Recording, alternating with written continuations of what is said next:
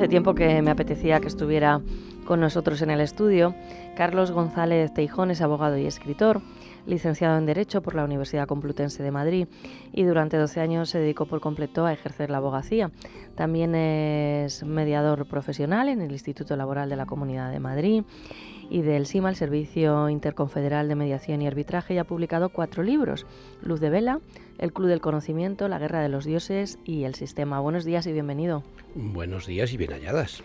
Estos libros son, ¿cómo les iba a explicar yo, queridos oyentes? De esos que se leen rápido y en cualquier momento. Teresa Sánchez de Letona, buenos días. Buenos días, María José. Buenos días, Carlos. Libros sesudos. Sí, profundos. Profundos, de que invitan a la reflexión, a Así más profunda reflexión. Entonces yo le he dicho, Teresa, te noto joven, todavía sin curtir. Creo que necesitas leer este libro. Me ha preguntado, Carlos, ¿te lo has leído? Digo, yo no he tenido tiempo. Y me ha dicho, pues te conviene, no sé en qué lo ha notado. Su último libro es El Sistema. Sí, vamos a hablar del Sistema, que es publicado por la editorial Elisa. Y bueno, se trata de un libro en donde el autor, Carlos González Teijón, desgrana el esquema fundamental de cómo funcionan los equilibrios en los grupos humanos, estudiando la relación entre el individuo y el grupo, y además analiza qué nos motiva y qué nos impulsa a organizarlos. Pues venga, vamos a desgranar este libro. Pues sí, además lo primero que haces cuando coges el libro es fijarte en el índice y parece un libro de texto. ¿Cómo tiene que abordar el lector el sistema? Pues le ayudará mucho en los momentos actuales, es decir, sigue habiendo mucho mito, por ejemplo, en política, sigue habiendo mucha magia en muchas explicaciones y deberíamos quitar esa magia y ese mito y razonar las cosas. Entonces, yo explicaba hace años y la gente me tomaba por lo que decía, mira, el esquema que hay entre la Iglesia Católica y el Partido Comunista de la Unión Soviética es el mismo. Una gerontocracia al frente, una gente que quiere ser parte de la jerarquía. Me decían, tú estás loco, son diferentes. Ahora ya mucha gente reconoce que es lo mismo. Pues a lo mejor podríamos estudiar el tema de Podemos o el tema de Albert Rivera, cómo en el fondo no son más que esquemas sociales de nuevos líderes, que gente les sigue, nuevas jerarquías, y que mañana, algunos ya se están demostrando, en el fondo van a hacer casi lo mismo. Además, tal y como hemos comentado antes, en el libro se explica qué es un grupo social organizado, cómo funciona y cuáles son los elementos que lo componen. Por lo tanto, ¿es el hombre un ser social por naturaleza y en ese caso implicaría que aisladamente no puede desarrollar sus capacidades? Es obvio, esto ya es un tema desarrollado por Aristóteles hacia el 350 a.C. Nosotros somos un animal de grupo, no hace falta hablar de grandes frases sesudas. Nos movemos a la naturaleza como homínidos que somos a través del grupo, no somos tigres ni somos leopardos, no vivimos aislados. Las hembras no, cuando tienen el celo buscan un macho y luego ya desaparecen y sacan a las crías adelante, no. Nosotros hacemos todo eso y por eso nos hemos desarrollado culturalmente, porque lo hacemos en grupo. Pensar que para que una mujer se quede embarazada, sea protegida durante el embarazo, tenga la lactancia, hace falta un grupo que la proteja, que la alimente. Lo mismo sucede con el crío, con los diferentes críos.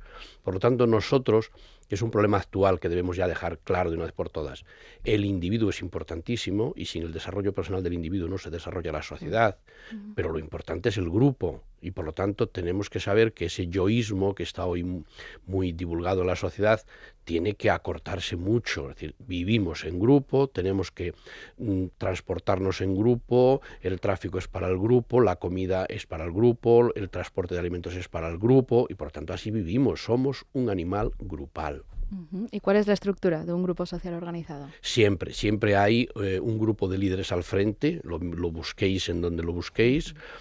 Hay un grupo de jóvenes que quieren alcanzar esa jefatura en el grupo, tanto mujeres como hombres. Hay que decir a nuestros oyentes que cuando los romanos llegaron a España, por ejemplo, los astures y cántabros, incluso los vascos, la sociedad era matriarcal. Quien estaba al frente del poder era un grupo de mujeres, única y exclusivamente. Los hombres no podían formar parte del grupo.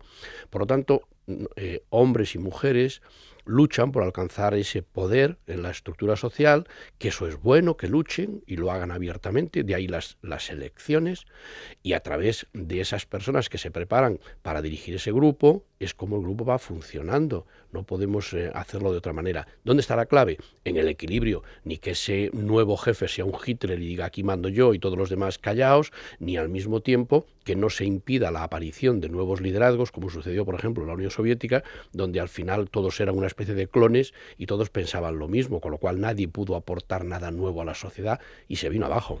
Ujú. Además, también en el libro se habla mucho de religión y de razón, señalando que desde principios de este siglo la humanidad está inmersa en un debate político-ideológico entre sociedad religiosa o sociedad laica. Usted está a favor de la segunda, diciendo que la primera carece de sentido. Bueno, en un momento determinado de la evolución de la especie humana se explicaban las cosas a través de los mitos. Hay una forma muy fácil de verlo. Cuando recorremos iglesias románicas del norte de Cataluña, vemos cómo explicaban perfectamente con pinturas pues grandes ideas y grandes proyectos sociales, porque la gente era analfabeta y no podía entenderlos. Pero hoy ya disponemos de libros, ya disponemos de otros soportes para transmitir el conocimiento y la información, y ya podemos hacer razonar a las personas que, por supuesto, que tenemos que nombrar a alguien al frente del gobierno para que coordine las decisiones. No puede haber un grupo que no haya un jefe al frente, pero ese jefe no puede ser un déspota que los demás ya ni puedan opinar, ni puedan decirle, incluso, que siempre sucede, los errores que comete. ¿Qué es lo que sucede con las religiones? ¿Qué ocurre con las religiones? Que el Papa, incluso lo dicen abiertamente y no se avergüenzan, goza de infalibilidad. Y claro, eso es un absurdo. Entonces, el Papa es un ser humano que seguro que se ha preparado durante decenas de años, pero que puede cometer errores. Ya sabéis que hay un refrán popular que nos entenderán todos que dice que 4 ojos siempre ven más que 2. Hay una frase preciosa que me gustaría decir para los que nos están escuchando, que es la que usamos los mediadores. Y si quieren tomar nota es la siguiente: el rendimiento de un grupo siempre es superior al mejor de sus componentes. ¿Qué quiere decir esto? Que siempre hay un tonto en la esquina que dice, oye, ¿os habéis dado cuenta que el botijo no tiene agua? Y el gran jefe no se había dado cuenta. Por lo tanto, el grupo, si le dejas opinar y participar coordinadamente, siempre corrige muchos más errores que una persona sola, que es lo que sucede en las dictaduras o en los grupos políticos donde manda uno y los demás todos se callan. Es decir, siempre hay alguien que aporta una idea nueva que el gran jefe o el gran inteligente o el que tiene 3 carreras no había visto.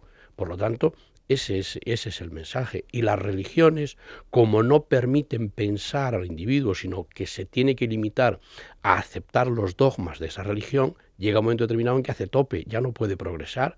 Por eso, en el Renacimiento, los nuevos y grandes pensadores ya no podían seguir con el esquema religioso, o como dice nuestro gran Miguel de Cervantes, que por cierto va a ser que ayer ya han encontrado los huesos de él y de su mujer, dijo que, hombre, con la Iglesia hemos topado. Claro. Es decir, ahí ya nos callamos porque ya no se puede opinar. Y la verdad es que en esa época tenía una fuerza enorme, incluso jurídica, a través de la Inquisición, y aquel que hablaba lo que no convenía, automáticamente era callado.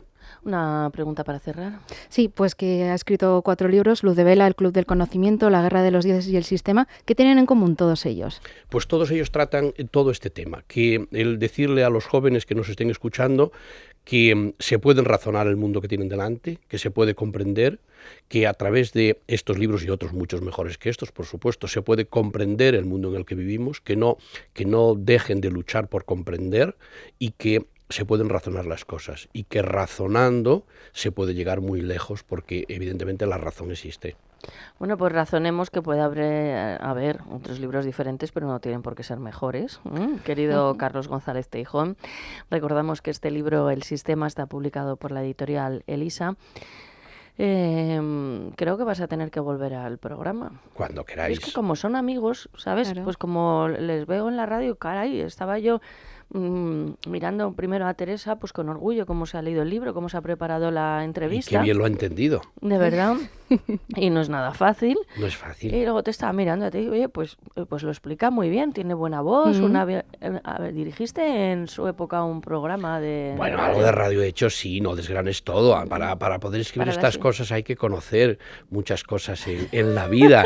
Entonces yo algún día, en otra vez que queráis que venga, desgranaré las facetas a las que me he dedicado, algunas sorprendentes. Muy bien. Por ejemplo, tengo 19 saltos paracaidistas, con lo cual, claro, o sea, tengo curso de submarinismo, o sea que, bueno, he hecho submarinismo también, o sea que hay que conocer el aire y las profundidades, ¿no? Madre mía, y la tierra, y los pies en el suelo. Decían los romanos el primum vivere de inde filosofare, por lo tanto hay que vivir primero y luego uno puede razonar. Bueno, pues bienvenido a tu programa, esperamos que no sea la última visita. Carlos González Teijón es abogado y escritor. Hoy le hemos invitado por la publicación de su último libro, El Sistema, en la editorial Elisa. Hasta pronto. Muchísimas gracias y hasta cuando queráis.